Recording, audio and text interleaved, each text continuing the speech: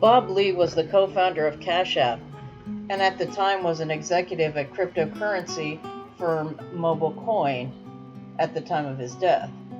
Bob had lived in San Francisco prior but had moved to Miami due to crime. This is a ever-shifting but interesting story and a little bit mysterious in my opinion. So first, Bob's murder is reported as a random stabbing, then it is reported as a random mugging, then a suspect, Nima Momeni, is identified as the murderer. He is the owner of Expand IT in Emeryville. Then it was reported that Nima Momeni's sister and Bob Lee had a friendship of some sort. His sister lived at the Millennium Tower and was drinking with Bob that night. Now it is being reported that Lee got into a car with Momeni, who led him down a dark alley and stabbed him after they both exited Momeni's car. Now this I find really strange because if you've been to that neighborhood in Rincon Hill, there really is no dark alleys within probably a 3-block radius at least.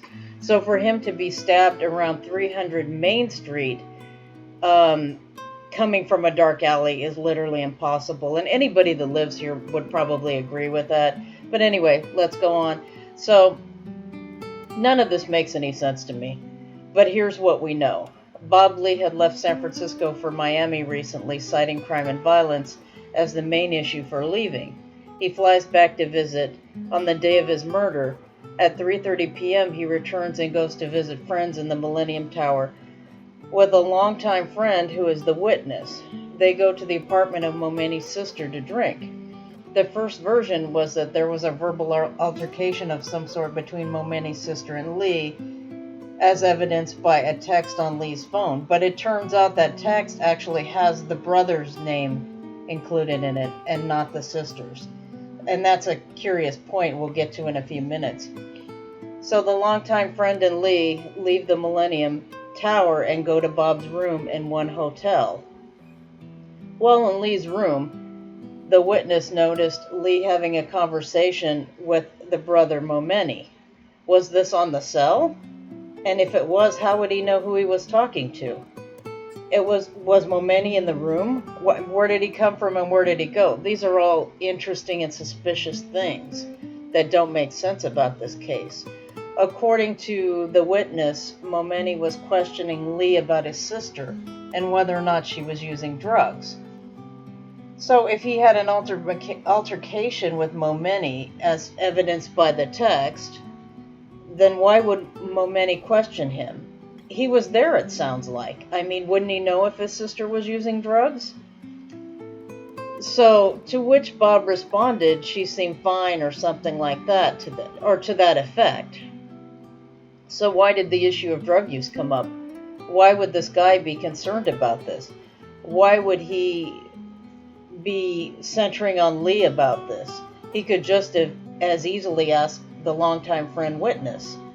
Obviously, you can infer there might be drug use going on at the Millennium Tower apartment, and that the sister maybe perhaps is in recovery. None of these details are filled in, and this is why I find this case so interesting. And it's a little bit baffling and fascinating at the same time. Not that it matters, but if there was a drug issue, it sort of adds a whole new dimension to the murder and could actually further explain a lot. But I understand for the family if you wouldn't want to really mention that. That makes sense. So the longtime friend witness and Lee leave the hotel to go to the witness's apartment.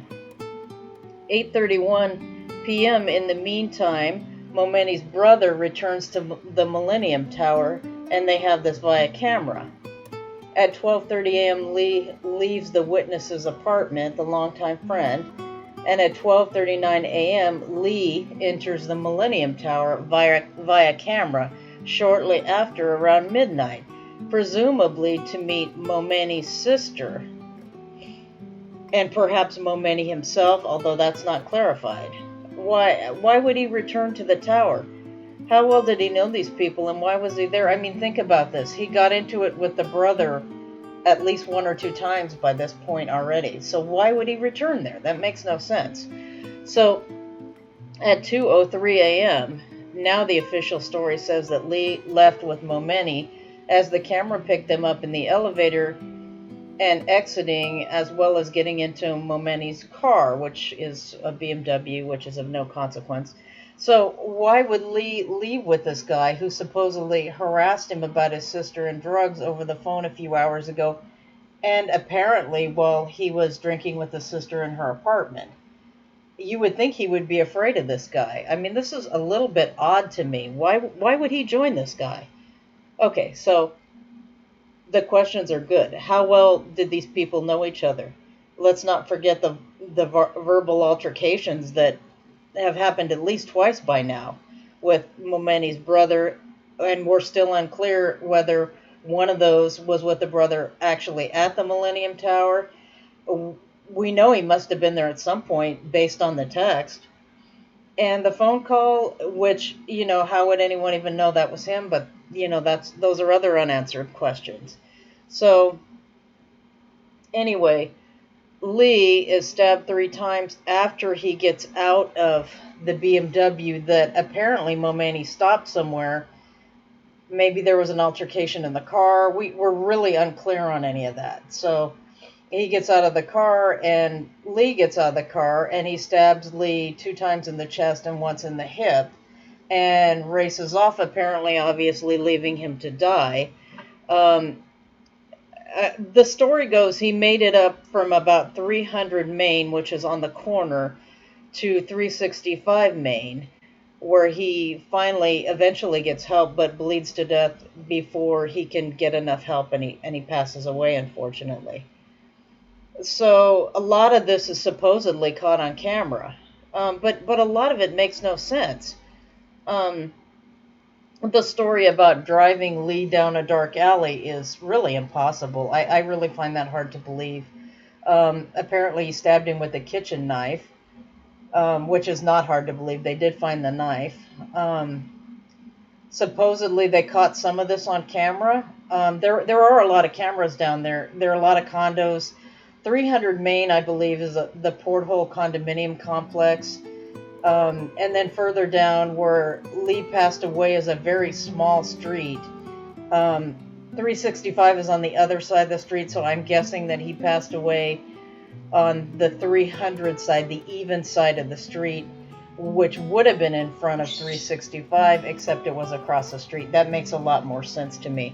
If you saw the area, which I'll show the video here, you can see that the sidewalks are very large on one side and very small on the 365 side. So the questions abound. What kind of relationship did all these people have? Was it based on drugs? Was it an illicit affair? Did he owe Momeni money? I mean, there's so many things that are unanswered. And originally this was brushed off as a random mugging, a random stabbing.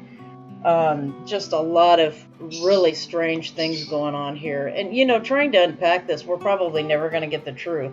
But it's interesting to think in terms of what might really be going on.